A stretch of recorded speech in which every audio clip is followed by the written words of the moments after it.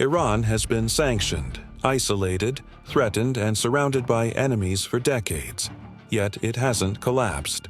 How does a country cut off from the world still stand up to America and Israel?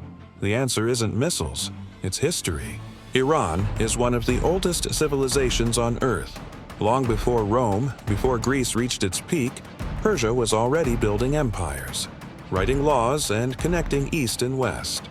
This land has been conquered, burned, rebuilt, and reborn more times than most nations can count.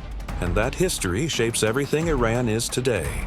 For over 2,500 years, Iran has seen itself not just as a country, but as a civilization with a mission.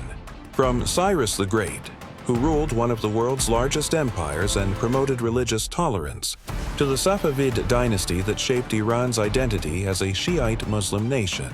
Iran has always resisted being controlled by outsiders. Fast forward to the 20th century.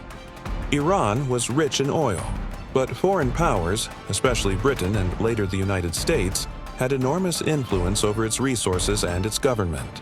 In 1953, Iran's democratically elected prime minister was overthrown in a coup backed by the CIA and British intelligence, after he tried to nationalize Iran's oil.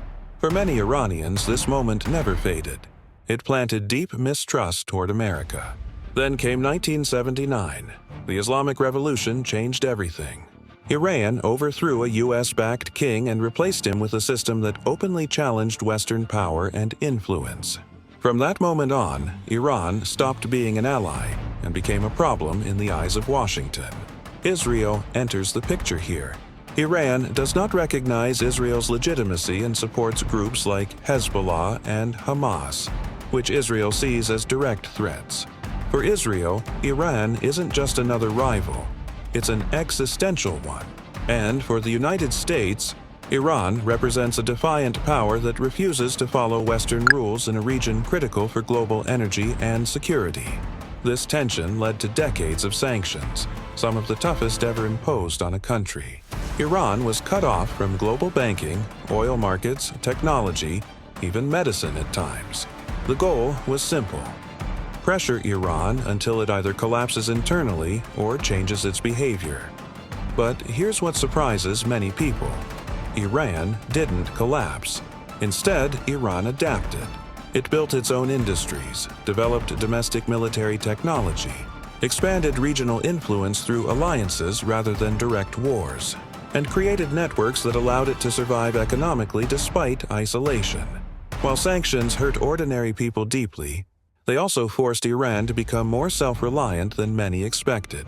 Iran can't match America or Israel in raw military power, but it doesn't try to fight that way.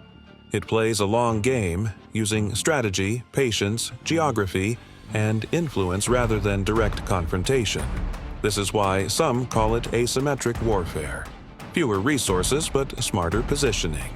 Today, Iran stands as a country under pressure from some of the world's strongest powers, yet still standing. To its supporters, it's a symbol of resistance against global dominance.